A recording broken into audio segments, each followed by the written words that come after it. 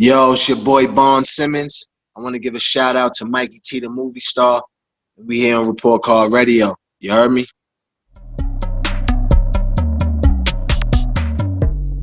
This is something that I never really wanted to address back in the day, but I've been around for a minute, so I know that Shea Davis and y'all had the Only the Family, Only the Fam. Y'all had that whole thing. You got it tatted on your wrist. Sure.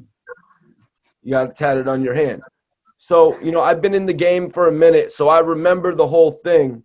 So, can you break down for me how you and Shea Davis came together in the first place and formed OTF?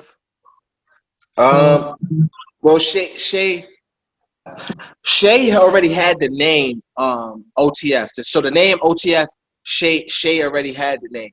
I think he said that was like when they was like in jail or some shit, like they started calling themselves OTF. It was some shit that they started when he was like young kid, but then, they abandoned it or whatever. It was some shit, but he already, had the name or whatever. So he's like, yo, we doing OTF shit. You know what I'm saying? So it wasn't like, yo, what are we gonna name it? It was like, yo, we was like, yo, yeah, so doing OTF shit. He was locked up already with Q Life, so he knew Q Life already. Q Life was from Corona, Queens, a different part of Queens, like, you know what I'm saying? So he already knew Q was his man. He was locked up with Q before Two and all of that shit. So he was like, yo, know what I mean? It's gonna be me, you, my man, Q Life. You know what I'm saying? So it was us three. We was doing we was gonna do the OTF shit. So, we started just recording records and we went and got it tatted. We was on that middle finger shit. We was just, it was a thing. So we just, Yep. There was no other OTF, so we ran with it, and it was only the family, you know what I'm saying? So it was more like, it's only the family, we don't fuck with these niggas, like, fuck these niggas, and it was like, yeah, hell yeah, like, yeah, it's OTF, fuck these niggas, you know what I'm saying? Middle fingers up, niggas tatted on the middle finger, we went in. It was like Dipset had a foundation, a faction, French Montana, Max B, the Coke Wave Boys, and, right. And OTF. Yeah, exactly. So tell me, were you guys still actually a group when Lil Durk actually got onto the scene, though? Yeah. When Lil Durk, it's funny because when I caught that case that we was talking about, that's how I could tell you when Lil Durk and them came out with that song, OTF, it's just us, you know what I'm saying? It's just us, nigga, you know what I'm saying? OTF, it's just us, and that even. And the thing too, another thing that fucked me up because that shit even sounded like one of our songs. Like, you know what I'm saying? With that bounce, like, it's just us, nigga. Like, you know what I'm saying? That was our little, like, that was our bounce, like that. You know what I mean? So, yeah. But I was locked up. So what it was when I remember when I first heard about the shit. I just got up north. I just finished because I was in the county for like 6 months.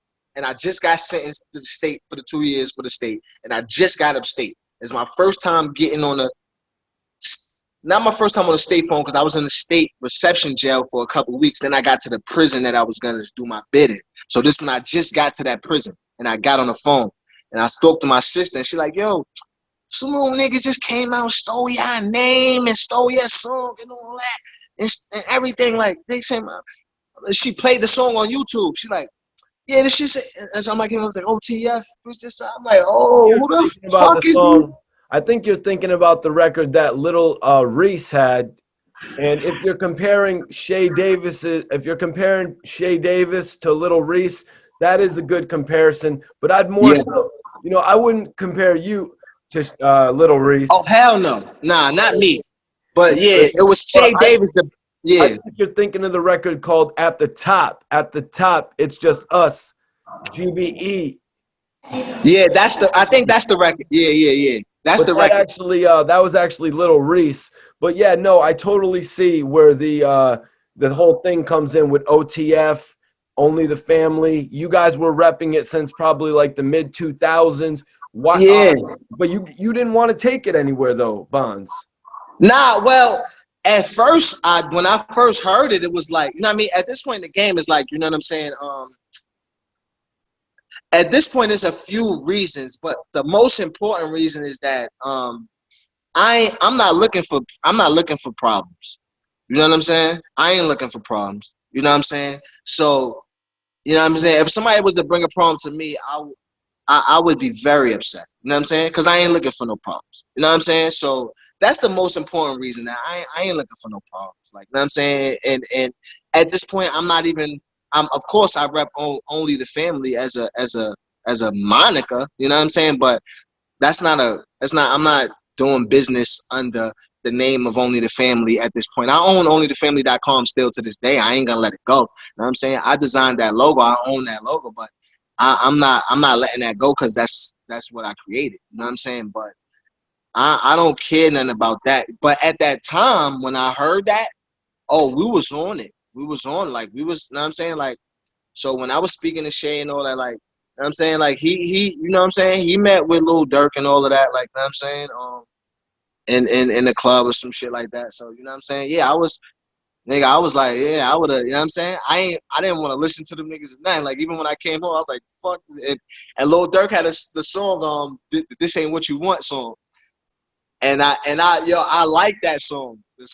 Right. The song was That dope. song Like went off. It went that off. song was the song was fire, bro. But it was, and I still was like, I was a little bit kind of over it because when I was just coming home, I was a little bit over it, the whole OTF shit. But I I wasn't like I ain't about to just go start bumping these niggas right now. You know what I'm saying? So, but I was listening from afar. But I was like, I like that song. But now I listen. Now I listen. I don't got no problem like cutting Lil Durk on and listening to him and fucking with him. You know what I'm saying? Now, I listen to him.